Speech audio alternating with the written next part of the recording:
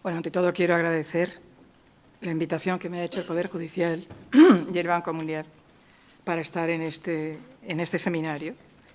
He estado desde el comienzo.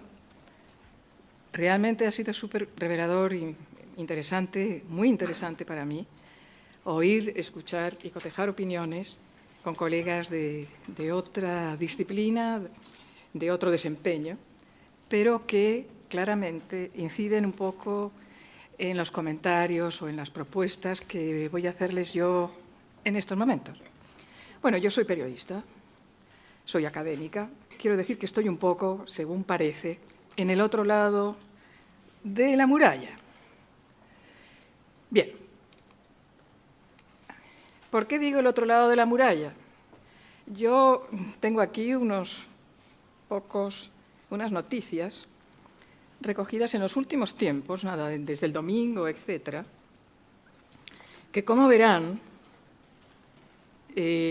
tienen opiniones críticas con respecto a lo que han sido algunas actuaciones del Poder Judicial. He puesto la referencia por dos razones.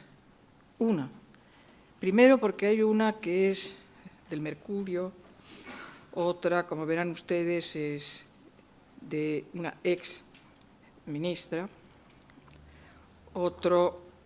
concretamente hay otro que es de la Tercera, es decir, podríamos decir que eran la prensa, por decirlo así, de referencia dominante. El Mercurio, sin ir más lejos, el domingo pasado, hablaba de los 10 casos más bullados en que el Ministerio Público no convencía a los jueces y los detallaba. Sigo más allá. Bien, no hace falta que les recuerde las declaraciones del expresidente Piñera al respecto. Pero tengo una noticia, concretamente esta, la que está debajo, que tiene que ver con el tema de un medio, que es un medio digital, un medio, llamémosle así, bajo el punto de vista no referencial. Por otra parte, la noticia no está muy bien escrita, pero que, concretamente, habla de un caso de la justicia chilena, condena a Rodrigo Mundaca, etcétera, etcétera, por denunciar usurpación del agua por parte de Edmundo Pérez Lloma, exministro de Michelle Bachelet. El medio es El Ciudadano, es del 8 de abril de este año, pero incluye un párrafo debajo que podíamos pensar nosotros, lo que siempre hemos pensado, que la justicia chilena está al servicio de los más poderosos. Ayer fue así, hoy es igual y mañana será igual hasta el día en que digamos basta. Evidentemente tiene un tono, digamos, provocador, panfletario, lo que ustedes quieran, pero lo que yo quiero decir es que eso está en la red.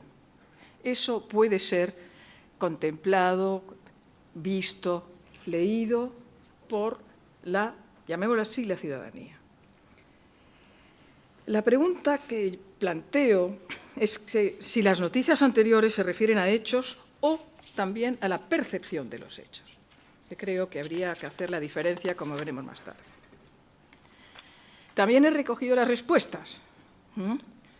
Bien, concretamente la respuesta que aparece ahí es la respuesta del presidente de la Corte Suprema, Sergio Muñoz, en la ceremonia inaugural del año judicial 2014, en la que plantea claramente que a los jueces se les debe defender, cuidar y salir a afrontar las descalificaciones derivadas del ejercicio de la función jurisdiccional, pero dejando en claro que puede existir la posibilidad de que se equivoquen y que para ello están los recursos legales en manos de las partes. Todas las personas tienen derecho a expresar su opinión en torno a la forma como se administra la justicia y solamente procede reclamar los modos y pedir que se eviten las descalificaciones. De hecho, esto también estaba en el espíritu de lo que don Sergio Muñoz ha hablado esta mañana, ha expuesto esta mañana en su presentación. Otra respuesta. Milton Huica, presidente subrogante de la Corte Suprema, salió nuevamente a defender la actuación de los magistrados frente a las críticas recibidas en el último tiempo por parte del presidente Sebastián Piñera, y luego que se dejara en libertad a 3 sospechosos de asaltar y disparar contra un hombre de 70 años en Las Condes. ¿Qué es lo que dijo don Milton Huica? Lo dijo y lo recogió otro medio digital, el Dínamo. Quienes disparan contra los tribunales no manejan bien las estadísticas nuestras, porque si las vieran se darían cuenta de que en realidad, en general, el sistema opera mucho mejor de lo que la gente cree. Bien,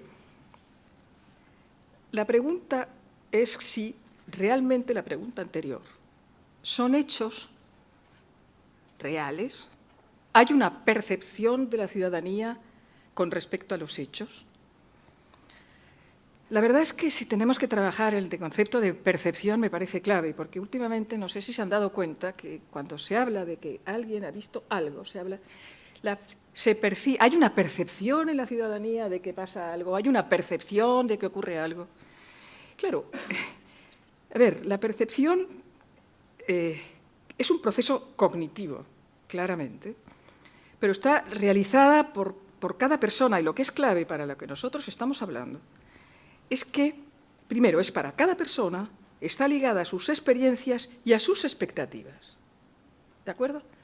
Por lo tanto, en el proceso de percepción están involucradas las vivencias de la persona, tanto consciente como inconscientemente de la psique humana. En una palabra, la percepción contiene una cantidad de elementos, llamémoslo así, emocionales, que son inherentes al propio proceso de la percepción.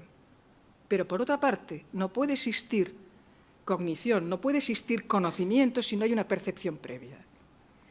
Los últimos avances de la neuropsicología, de la neurobiología, hablan concretamente de la importancia que tiene la percepción como acceso al conocimiento en todos los ámbitos de la vida y, en concreto, de la vida pública. Y, evidentemente, el acceso a la educación, el acceso al conocimiento, etc. ¿Qué significa? Que cuando estamos hablando, por ejemplo, de la percepción social, es que sirve como nexo mediador entre el individuo y su ambiente. Pero no deja de ser un nexo que en su estado primario es un nexo emocional ligado a las vivencias y a las expectativas de la gente. Y una de las características básicas de la percepción es que elabora juicios. Y lo que pasa es que la percepción no es lo mismo que la opinión, evidentemente. Cuando estamos hablando de la opinión, estamos hablando, por lo menos en el escrito, por lo menos de algo, una opinión fundada en argumentos. Y, sin embargo, muchas veces la percepción, si se queda solo en el umbral de la percepción, está basada en emociones ligadas a vivencias de la persona. Por lo tanto, la percepción no es lo mismo que la opinión, pero evidentemente la genera. Por todo esto y por lo que hemos visto y oído, en los poderes judiciales, en el Poder Judicial hay una omnipresencia del conflicto. Y en eso la verdad es que lo comparte con el sistema mediático. El sistema mediático también tiene el conflicto como un núcleo básico de su desempeño, de su desarrollo. Entonces nos encontramos con que dentro de la omnipresencia del conflicto, con lo que hemos visto, hay un conflicto con el Ministerio Público, del Poder Judicial, conflicto con el poder político, conflicto con la ciudadanía. Pero ese conflicto lo hemos de integrar en un contexto concreto. Entonces ese contexto contiene, bueno, el contexto es muy complejo, podríamos estar hablando durante horas de ese tema, pero es evidente que hay una progresiva importancia de la información judicial.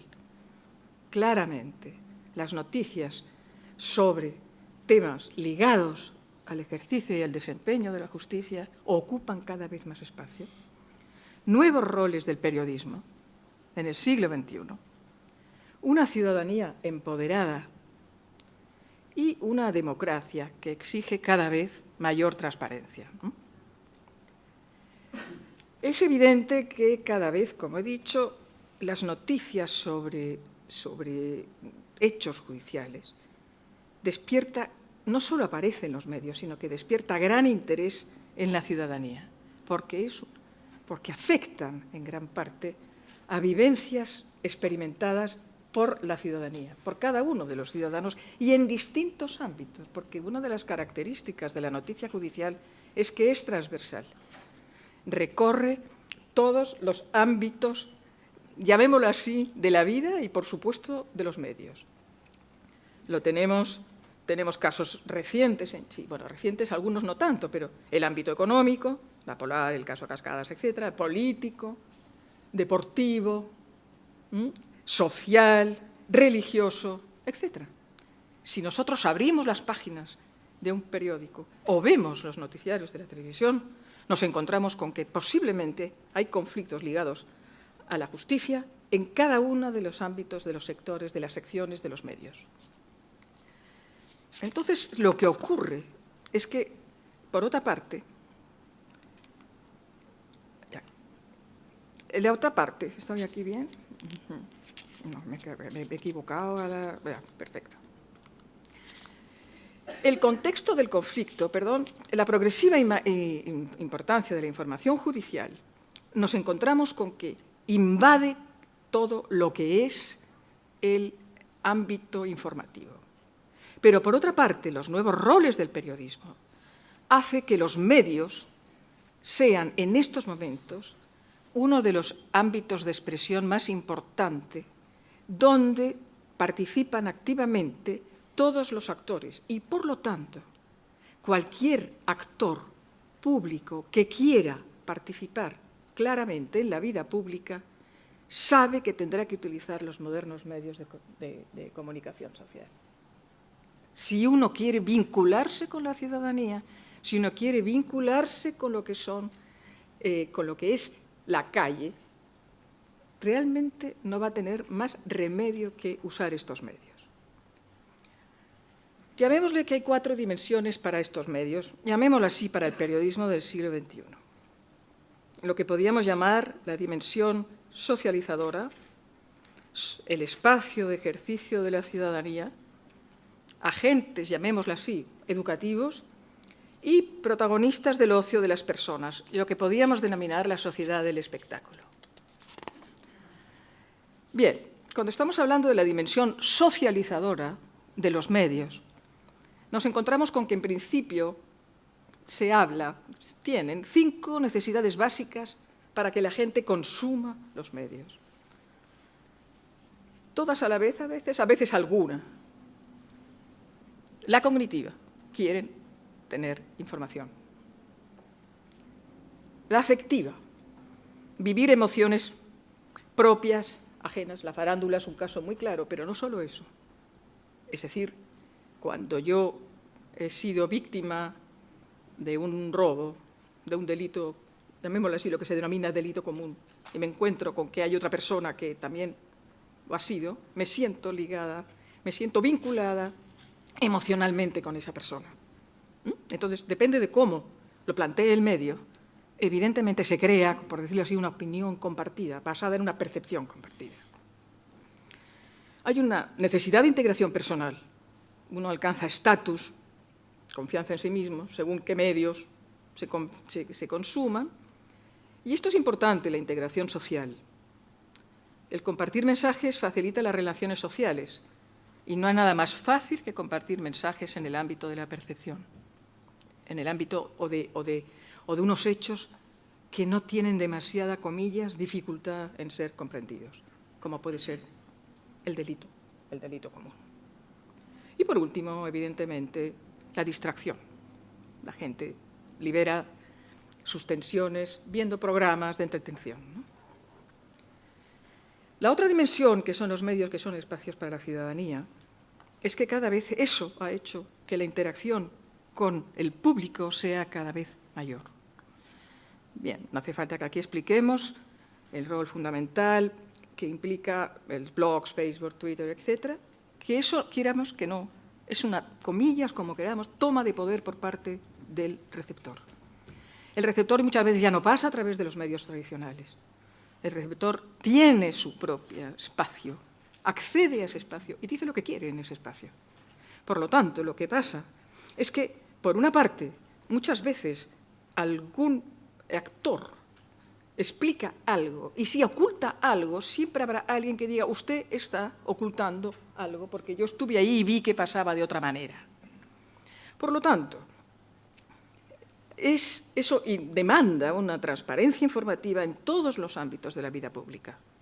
No solo de la vida pública, también de la vida privada de muchas personas, pero en cualquier caso ahora estamos hablando de la vida pública.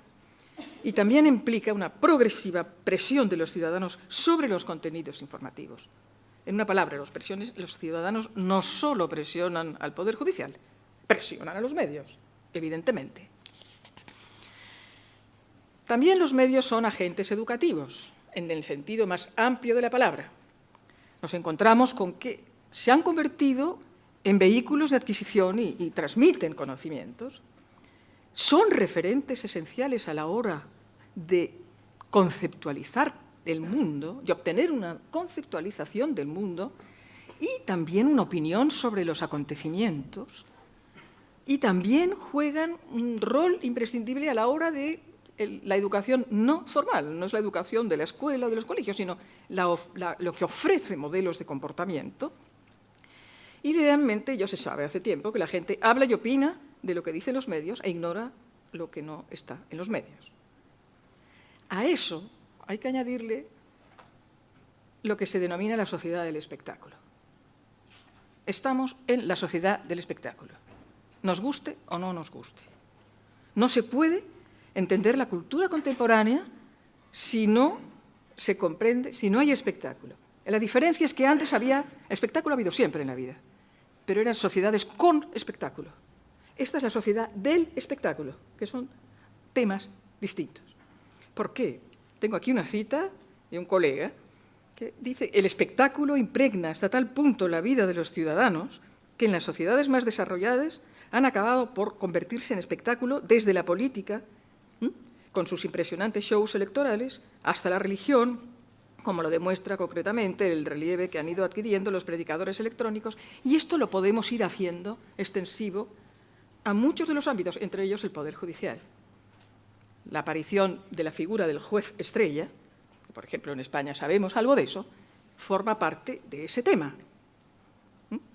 Entonces, ¿qué ocurre? Que en el fondo se busca lo sensacional, lo que despierta el interés de la gente, y por lo tanto todo lo impregna, las noticias, la publicidad, etcétera, etcétera. Y por lo tanto, si el acontecimiento no es extremadamente excepcional, evidentemente se recurre a la dramatización, lo que se denomina claramente el relato. El relato que siempre, por lo menos en el ámbito de la literatura y aplicado acá, siempre tiene antagonistas, perdón, porque me estoy equivocando cuando pongo esto, antagonistas, protagonistas. El relato es propio del conflicto. Y, por supuesto, ello afecta a la noticia judicial. ¿Cuál es el problema? Pues el hecho de que la noticia judicial sea tan importante resulta que tiene una omnipresencia o casi omnipresencia en los medios, pero se enfrenta a dos problemas. Uno, aquí se ha dicho, la reticencia de los jueces muchas veces entre la exigencia de suministrar información a los medios y también el tratamiento que le dan los medios a este tipo de noticias. El resultado, bien, suele haber una desconfianza mutua, ustedes no me dan información, ustedes tratan mal la información, el resultado es una información incorrecta. Bien, bueno, se ha dicho aquí, no voy a discutirlo más, los jueces son servidores públicos, como lo somos los periodistas. Y las decisiones afectan la vida de todos los ciudadanos. La información pública es de los ciudadanos. Tengo que decir que esta cita la he sacado de la página del Poder Judicial, de una entrevista que han hecho al director transparente, Alfredo Precht, el que era director antes de la transparencia, del Consejo de Transparencia, que era Alberto Precht. Pero también un problema es que hay una actitud que antes estaba instalada, por lo menos aparece mucho. Los jueces solo hablan a través de los fallos. ¿Ya? Y, sin embargo, esto entra en conflicto con la exigencia de transparencia actual, que, según la exigencia de la transparencia, y lo hemos visto a lo largo de toda la mañana, se deben justificar los fundamentos de las decisiones judiciales, deben comunicarlos y deben someterlos a la opinión pública. A la opinión pública, no solo a la percepción pública. Para eso, la transparencia, la información de los hechos y los datos es necesaria, pero no suficiente. Se ha dicho también aquí, porque la transparencia, para cumplir su rol social, debe facilitar a los ciudadanos la comprensión de los hechos sobre los que está informando.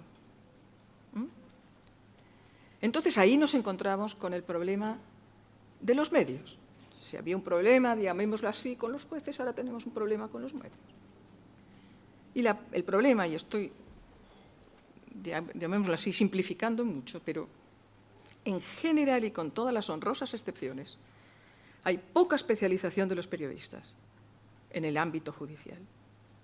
O sea, muchos no ignoran los procedimientos, los usos, las terminologías, etc. Muchas veces excesiva simplificación de hechos que siempre son complejos. Muchas veces el periodista ocupa el rol de los jueces. Emite juicios cuando no debería emitirlos, por lo menos, afortunadamente, que son distintos que las opiniones. Hay confusión a ese respecto. Y, como acabamos de ver, espectacularización de las noticias. Cuando hay canales de televisión, se ve un telenoticias y empiezan todos los problemas sobre delitos, sobre espectacularizando, sensacionalismo, etc. Ahí nos encontramos con problemas. Estamos hablando de que necesitamos un periodismo especializado en este ámbito. No basta con que algo esté comunicado para que sea de conocimiento común. Y el periodismo especializado tampoco es la simple transmisión de datos o hechos. Necesita una interpretación rigurosa y competente. Por lo tanto, podríamos decir que los requisitos de la información especializada, para empezar, es el conocimiento del ámbito especializado del que se va a informar. Primero, conocimiento profundo. Contextualización. Eso significa que se integran los hechos en un ámbito concreto, se muestran y se explican el desarrollo de los procesos, el momento en que se informan, la relevancia, las causas, las consecuencias, a quién. No es lo mismo un público especializado que un público menor en cuanto a acceso al conocimiento. No es lo mismo el público del Mercurio que el público de La Cuarta, por decirlo así. Y, sin embargo, La Cuarta habla muchísimas veces del delito común, muchísimas veces. Utilizar fuentes de información especializadas, entre otras cosas ustedes. Y elaborar mensajes que sean asequibles a la comprensión de cada destinatario y cada usuario, ¿no?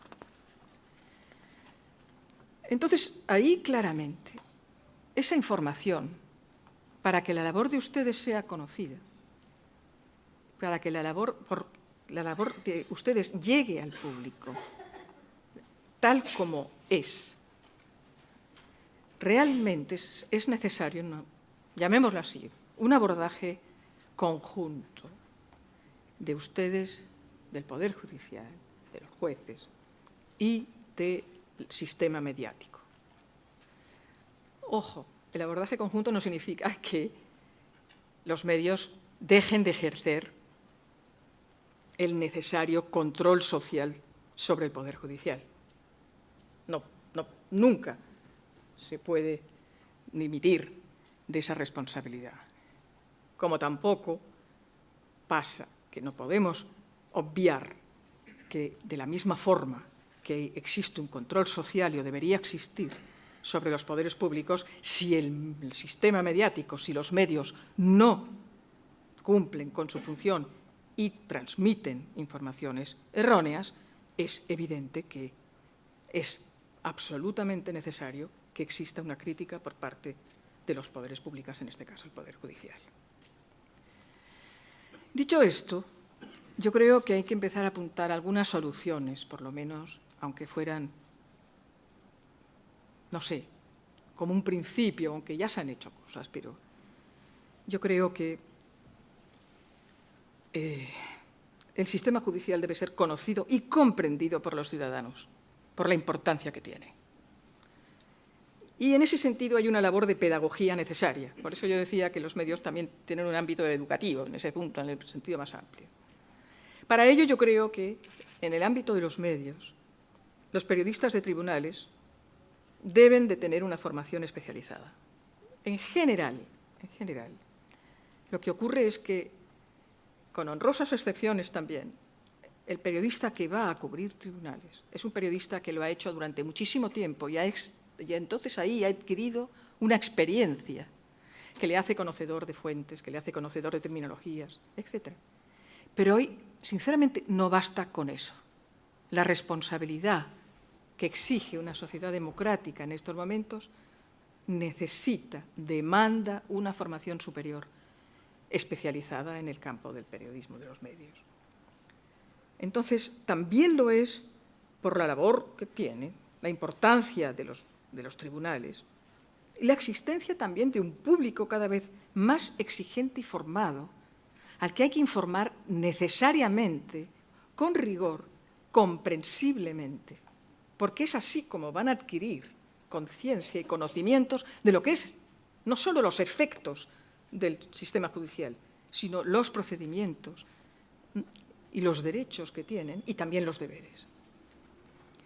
La trascendencia también que tiene una noticia errónea en ese campo, la trascendencia social es tremenda. Por lo tanto, los periodistas no nos podemos permitir el lujo de equivocarnos en este tema. Y, por supuesto, la exigencia de una cobertura noticiosa con principios éticos. Pero también podemos apuntar soluciones para jueces o para el sistema del Poder Judicial. Bueno, para empezar, asumir la realidad, que es que los jueces deben entender lo que se ha dicho aquí, que la rendición de cuentas y la transparencia, es una exigencia inherente al cargo. Es una obligación democrática, de la cual no pueden rehuir esa realidad. Y para ello, para empezar, yo creo que deben conocer, de la misma forma que los periodistas debemos conocer el funcionamiento a fondo y los procesos del sistema judicial. El sistema judicial debe conocer claramente el sistema de funcionamiento de los medios. Debe ser receptivo para las necesidades de los usuarios y de los ciudadanos y dar respuesta a esas demandas, constituirse en fuentes de información accesibles y asequibles, evidentemente dentro de las limitaciones que aquí se han explicado, ¿no? Y, por supuesto, hacer públicas y explicar sus decisiones. Entonces, yo creo que hay algunas acciones posibles, porque es que creo que sí que tienen que haber acciones. Y estas acciones posibles, creo que es importante crear instancias de reflexión y formación compartidas por los diversos actores implicados. Llámese Poder Judicial, llámese medios de comunicación, mundo académico. Estoy totalmente de acuerdo con lo que se ha dicho aquí esta mañana, que el mundo académico tiene una responsabilidad total a la hora de construir una masa crítica, a la hora de construir soluciones en este punto. Colegios profesionales, facultades de Derecho, comunicaciones, etcétera. Organizaciones, evidentemente, como Chile Transparente. Y entonces ahí creo que deben acometerse instancias como introducir estos temas en las mallas curriculares, crear programas específicos de formación, cursos, seminarios, diplomados, magísteres, ¿por qué no? Necesario. Y, por supuesto, organizar encuentros como el presente, por lo menos para compartir, conocer experiencias internacionales propias y para poder debatir un poco. Muchas gracias.